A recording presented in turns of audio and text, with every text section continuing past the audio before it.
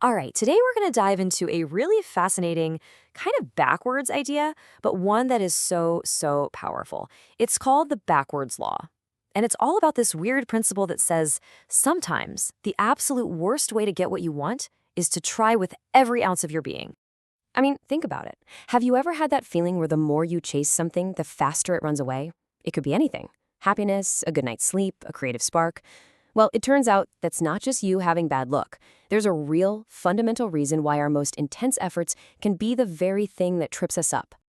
Okay, here's the best way to picture it.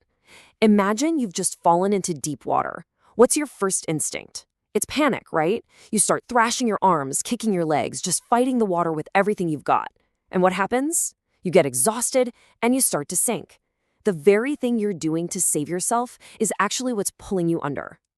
But what if you did the opposite? What if instead of thrashing, you just relaxed?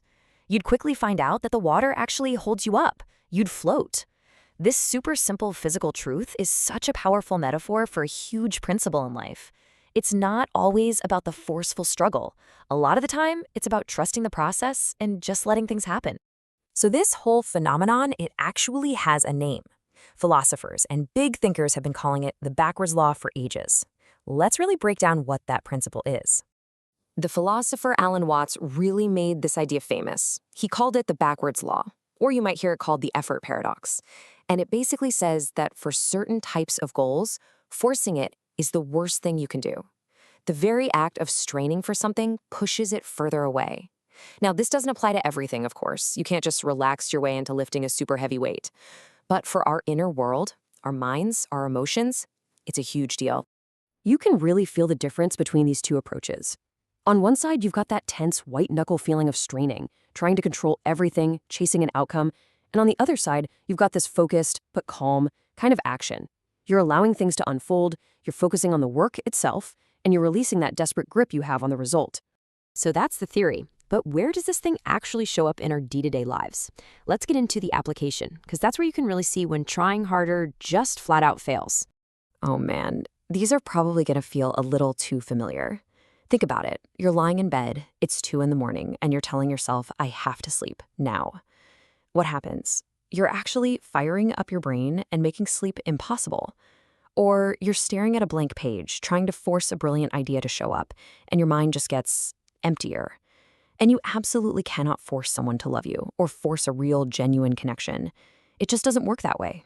And every time we do this, every time we try to force something that really can only be allowed to happen, we're right back in that deep water. We're thrashing, we're panicking, and we're sinking, all while the real solution is just to chill out and let the water hold us up.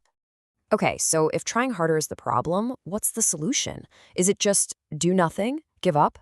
No, not at all. It's about shifting to a whole new mindset, effort without attachment. This quote just nails it. A death grip. You know that feeling? It's that desperate, anxious need for a specific thing to happen right now. The answer is to separate your action from your anxiety. You still put in the work, you still show up, but you let go of that frantic need to control exactly how it all turns out. And let's be super clear here. The backwards law is not an excuse to be lazy and just wait for things to happen. It's about shifting from that tense, brute force kind of effort to a much smarter, more focused quality of effort, one that's relaxed and way more effective. So, how do you actually do this in real life? Well, it's kind of like a simple 3-step process.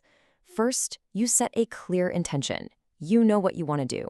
Second, you do the focused work. You put in the reps. And third, and this is the magic step, you consciously detach from the result. You release your need for it to happen on your schedule in your exact way. When it all comes down to it, this is about where you put your attention. When you stop obsessing over the prize at the end, you can actually get lost in the process. You put all your energy into the actions you can control, and by doing that, you stop struggling. You learn to float. So I'll just leave you with this question. Take a look at your own life, your own goals, your own struggles. Is there something you've been putting a death grip on?